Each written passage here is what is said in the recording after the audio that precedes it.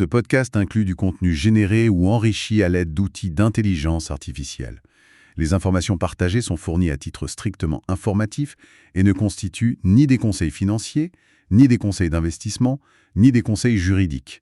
Nous vous recommandons vivement de vérifier ces informations de manière indépendante et de consulter des professionnels qualifiés avant toute prise de décision. Luxembourg Fondcast en français, bienvenue. Aujourd'hui, on fait une exploration détaillée de la nouvelle directive AFMD2.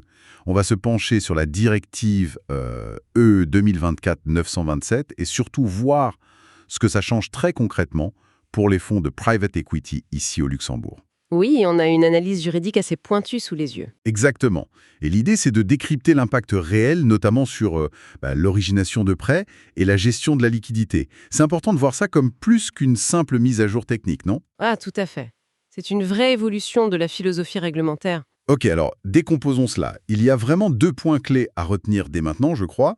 Premièrement, l'origination de prêts par les fonds, c'est maintenant formellement encadré. C'est ça. Et deuxièmement, Et deuxièmement, l'horloge tourne pour la mise en conformité. Le délai est assez serré. tout à fait. Alors, pour resituer, cette directive UE 20492, elle a été publiée le 26 mars 2024.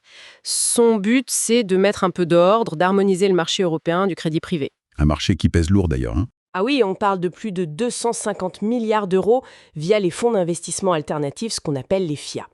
Donc l'idée, c'est d'avoir des règles communes et de mieux protéger les investisseurs. Et ça passe par quoi concrètement, Evelyne? Par plusieurs piliers, un cadre harmonisé pour l'origination de prêts, une gestion de la liquidité qui se veut plus robuste, une surveillance plus attentive des délégations, un reporting plus détaillé et aussi quelques ajustements pour les dépositaires. Ce qui est intéressant, c'est cette double volonté: fluidifier le marché. Oui, fluidifier le marché intérieur du crédit, mais en même temps maîtriser les risques systémiques. C'est ça qui est assez fascinant dans l'intention législative. Et vous parliez de l'horloge qui tourne, le calendrier justement. Alors, la directive est entrée en vigueur le 15 avril 2024. Déjà? Oui. Et le Luxembourg, comme les autres pays membres, a jusqu'au 16 avril 2026 pour la transposer dans son droit national. 2026, c'est demain. Exactement. Mais attention, il y a des règles transitoires qui rendent les choses un peu complexes. Ah oui, ouais. C'est-à-dire? En gros, pour les FINA qui existaient avant mi-avril 2024 et qui ne font plus de nouvelles levées de fonds, ils sont majoritairement exemptés de certaines nouvelles limites, notamment sur le levier ou la concentration pour les prêts qu'ils octroient. D'accord. Et pour ceux qui continuent à lever des fonds? Alors eux, ils ont un délai supplémentaire jusqu'au 16 avril 2029 pour se mettre en conformité. Mais attention, pendant cette période transitoire, s'ils dépassent déjà les futurs seuils de levier ou de concentration, ils ne peuvent pas les augmenter. Ok, une sorte de gel. Et les tout nouveaux fonds? Les FIA créés après le 15 avril 2024, eux, seront soumis aux nouvelles règles dès que la loi de transposition sera en place au Luxembourg. Ce qui veut dire qu'il faut dès maintenant regarder son portefeuille de prêts, faire un audit. C'est indispensable. Il faut déterminer la trajectoire de conformité pour chaque fonds. Surtout que, on est en juillet 2025 et au Luxembourg, on n'a toujours pas de projet de loi de transposition publié. Donc on navigue un peu à vue. Pas tout à fait. Les AIFM, les gestionnaires de fonds alternatifs, doivent anticiper en se basant sur le texte de la directive elle-même et aussi sur les pratiques existantes de la CSCF, la Commission de surveillance du secteur financier. Je pense notamment à la circulaire 18-198 ou à la FAQ sur la loi AIFM. On peut s'attendre à une révolution ou plutôt à une adaptation progressive? Pour les acteurs luxembourgeois qui sont déjà bien établis, avec une bonne substance, une gestion des risques solide, je m'attends plutôt à une intégration progressive. Le cadre local est déjà assez mature sur beaucoup de points en fait. D'accord. Alors venons-en aux impacts pratiques. L'origination de prêts, c'est vraiment le gros morceau, non? Déjà, qu'est-ce qu'on entend exactement par origination de prêts? C'est une définition très large. Ça couvre l'octroi direct d'un prêt, bien sûr, mais aussi l'octroi indirect. Par exemple, si le FIA ou son AIFM est impliqué dans la structuration du prêt. Et un FIA originateur de prêts? Ce soit un fonds dont la stratégie principale est d'originer des prêts, soit un fonds où les prêts représentent plus de 50% de la valeur nette d'inventaire, la VNI ou NAV. D'accord. Et dès qu'un FIA fait de l'origination, même un peu, il y a des obligations. Oui, absolument. Tout FIA qui origine des prêts doit maintenant avoir des politiques et procédures écrites pour gérer le risque de crédit. Et elles doivent être revues chaque année. Et si le fonds revend le prêt? Alors là, il doit conserver 5% de la valeur notionale du prêt. C'est le fameux skin in the game. Pour s'assurer qu'il garde un intérêt dans la qualité du prêt. D'accord. D'autres limites? Oui. Une limite de concentration. Pas plus de 20% du capital du FIA investi dans un seul emprunteur. Mais attention, cette limite ne s'applique que si l'emprunteur est une entité financière, un autre FIA ou un OPCVM. Ah, c'est une nuance importante. Très importante. Et enfin, interdiction de prêter à des parties liées, typiquement au gestionnaire ou à ses affiliés, et interdiction d'avoir une stratégie qui consisterait uniquement à créer des prêts pour les revendre aussitôt, ce qu'on appelle l'originate to distribute. Bon, ça, c'est pour tous les FIA qui font de l'origination. Et pour ceux qui sont spécifiquement des FIA originateurs de prêts, il y a des règles en plus. Exactement. Pour eux, les contraintes sont plus fortes. D'abord, des plafonds de levier, 300% du capital pour les FIA fermés, 300%, oui. et 175% pour les FIA ouverts. Ce levier est calculé selon la méthode de l'engagement. Et par défaut, ces fonds doivent être de type fermé. Sauf dérogation. Sauf dérogation accordée par le régulateur, oui. Mais et c'est crucial, je crois, il y a une exception pour les prêts d'actionnaires. Ah oui, et elle est absolument stratégique pour le private equity.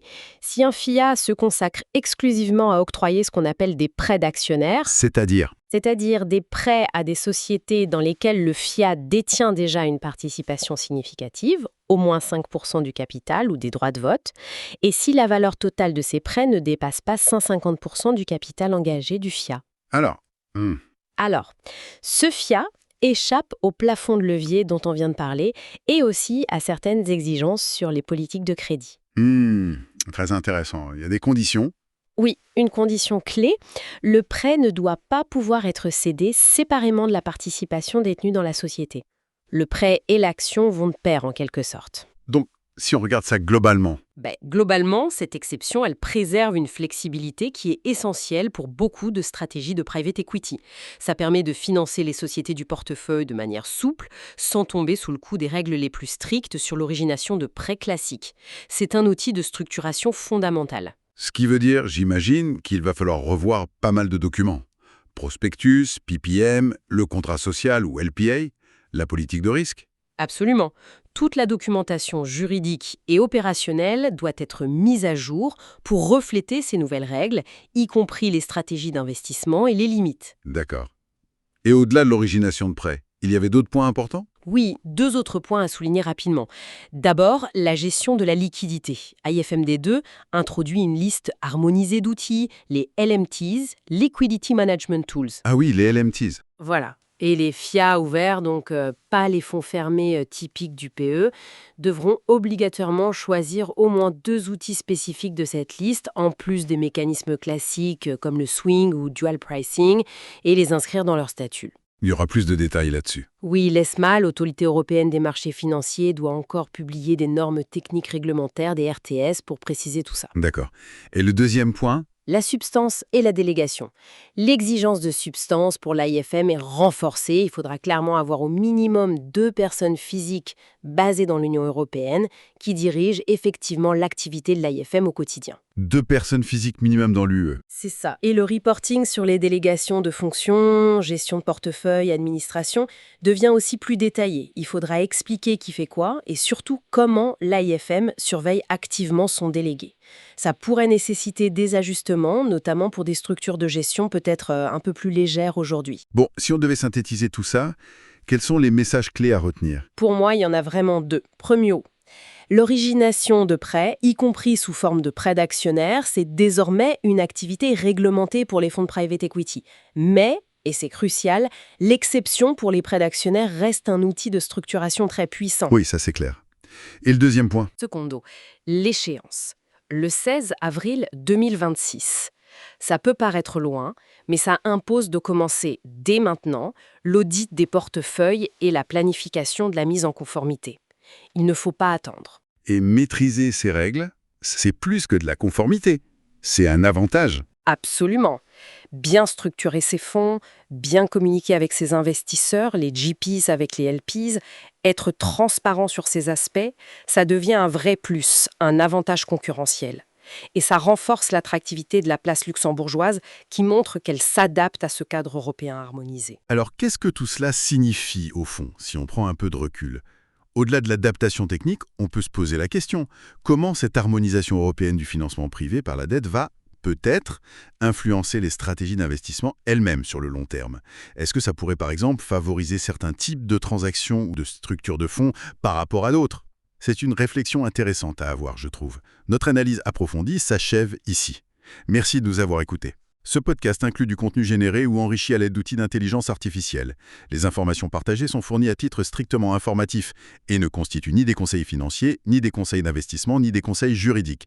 Nous vous recommandons vivement de vérifier ces informations de manière indépendante et de consulter des professionnels qualifiés avant toute prise de décision. Pensez à liker et à vous abonner.